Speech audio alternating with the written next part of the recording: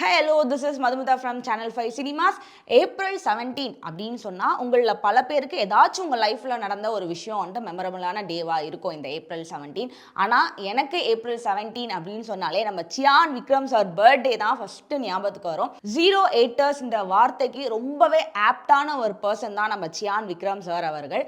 ஏன் இந்த அளவுக்கு அவருடைய பர்த்டேவை நான் ஸ்பெஷல் அப்படின்னு சொல்கிறேன்னா, தமிழ் சினிமாவில் முழுக்க முழுக்க அவரோட எஃபர்ட் அண்ட் அவரோட டெடிகேஷனால தான் அவர் இந்த லெவலுக்கு இருக்காருன்னே சொல்லலாம். எல்லா மூவிஸ்லையுமே அவருடைய எஃபர்ட் டெடிகேஷன் ரொம்பவே ட்ரூவாக இருக்குன்னு சொல்லலாம். 1992ல் மீரா அப்படின்ற ஒரு படத்தில் இளையராஜா சாரோட இசையில் நம்ம சியான் விக்ரம் அவர்கள் நடிக்கிறாரு. இந்த படம் மக்கள் மத்தியில் ரொம்பவே ஒரு எதிர்பார்க்கப்பட்ட ஒரு படம் அப்படின்னே சொல்லலாம். ஆனால் இந்த படம் வெளிவந்ததுக்கு அப்புறம் ரொம்பவே ஒரு பெரிய ஃப்ளாப் அப்படின்னே சொல்லலாம். அந்த படத்துக்கு அப்புறம் 1994ல் வளர்ந்து வர அந்த பீரியட் ஆஃப் டைமில் வளர்ந்து வர ஒரு டைரக்டர் தான் விக்ரமன் சார்.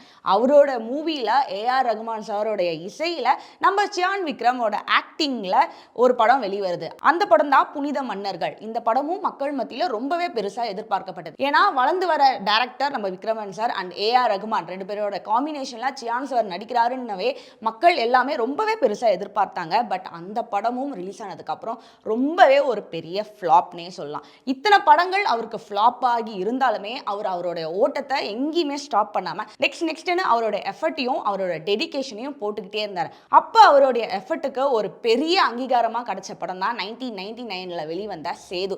இந்த படத்தை நம்மளால யாராலையுமே மறக்க முடியாத ஒரு ஃபிலிம் தான். இந்த படத்தில் வர அவரோட ஆக்டிங் எல்லாமே ரொம்பவே யூனிக்காக இருக்கும். எல்லார் மத்தியிலுமே பேசப்பட்ட ஒரு படம். ஓகே, இந்த படம் ரொம்பவே ஹிட் ஆயிடுச்சு, ஓகே நம்ம வந்துட்டு வெளியே தெரிய ஆரம்பிச்சோம், நம்ம ஆக்டிங்கை ரெகக்னைஸ் பண்ணி நிறைய பேர் பேச ஆரம்பிச்சிட்டாங்க, இங்கேயே நம்ம ஸ்டாப் பண்ணிடுவோம்னு இல்லாமல் அந்த படத்துக்கு அப்புறம் அவருடைய கிராஃப்ட் எங்கேயோ போயிடுச்சு. இங்கே இருந்த சேது இங்கே போயிட்டாரு அப்படின்னே சொல்லலாம். அந்த படத்துக்கு அப்புறம் ஒவ்வொரு படத்துலையுமே ஒவ்வொரு வெரைட்டியில் அவர் ஆக்ட் பண்ணுவார். எங்கேயுமே இந்த படத்தில் விக்ரம் அவங்க ரொம்ப போரிங்காக நடிச்சிருக்காங்கன்னு சொல்லிட்டு எந்த படத்துலையுமே நம்ம பேசியிருக்கவே முடியாது. எல்லா படத்துலையுமே ஒவ்வொரு டிஃப்ரெண்ட்டான ஒரு ரோலை தான் அவர் ப்ளே பண்ணிகிட்டே வந்திருப்பார். சேது படத்தில் வர விக்ரமை நம்ம தூள் படத்தில் பார்த்துருக்க முடியாது. தூள் படத்தில் வர விக்ரமை நம்ம வந்துட்டு ராவணன் படத்தில் பார்த்துருக்க முடியாது. ஏன்னா ஒவ்வொரு கேரக்டர்லையுமே ஒவ்வொரு மாதிரியான விக்ரமை தான் நம்ம பார்த்துருப்போம். டிஃப்ரெண்டான வெரைட்டிஸில் தான் அவருடைய ஆக்ஷன்ஸாக இருக்கட்டும், அவருடைய பாடி லாங்குவேஜாக இருக்கட்டும், அவருடைய டைலாக் டெலிவரியாக இருக்கட்டும், எல்லாமே ஒவ்வொரு படத்துக்கும் ஒவ்வொரு வேரியேஷன்ஸை அவர் கொடுத்துருப்பாரு. அழகு பயமா இருக்கால, எனக்கு நடுங்குதுல ஏனோய் பயமா இருக்கோ இல்லையே, எவனுக்கும் பயம் இல்லையே. அதுவும் அந்நியன் படத்தில் சொல்லவே வேணாம். அந்த கிளைமேக்ஸ் சீனில் அவரோட ஆக்டிங் பிச்சு உதறி இருப்பார். இது வரைக்குமே அந்நியன் படம் நம்மகிட்ட சொன்னாலே ஃபஸ்ட்டு நம்ம நினைவுக்கு வர்றது அந்த கிளைமேக்ஸ் சீனை தான் சொல்லலாம். இப்பயுமே நம்ம மத்தியில் யாரையாச்சும் நம்ம ஆக்டிங் ப்ராக்டிஸ் பண்ணுறோம், நான் ஆக்டராக ஆக போகிறேன் அப்படின்னு சொல்லிட்டு இருந்தாங்கன்னா ஃபஸ்ட்டு அந்நியன் படத்தோட சீனை தான் ரீக்ரியேட் பண்ணணும்னு நினைப்பாங்க. அப்படி ஒரு எவர் கிரீன் சீன் இன்னிக்குமே எல்லா கிட்ஸில் இருந்து எல்லாருக்குமே அது பிடிக்கிற ஒரு கேரக்டர்னால் அது அந்நியன் படத்தில் அந்த கிளைமேக்ஸ் சீனை நம்ம டெஃபினட்டாக சொல்லலாம். அந்நியன் படம் இல்லை, எல்லா படத்துலையுமே விக்ரம் சாரோட ஆக்டிங் வந்து ரசிக்கும்படியாக தான் இருந்திருக்கு. நம்ம எத்தனையோ கிரிட்டிசைசர் எல்லா மூவிஸையும் கிரிட்டிசைஸ் பண்ணி பார்த்துருப்போம்.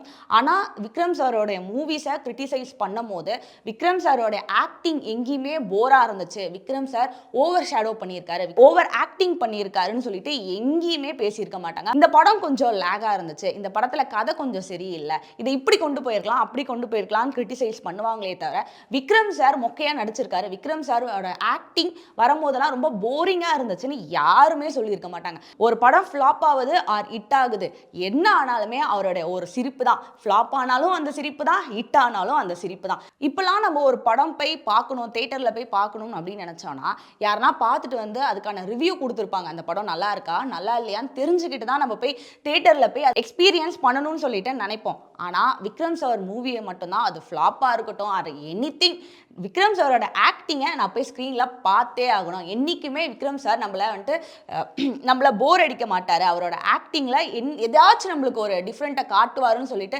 நம்மள பல பேர் அவரோட மூவிஸை தேட்டரில் போய் பார்த்தே ஆகணும்னு சொல்லிட்டு நம்ம போவோம்.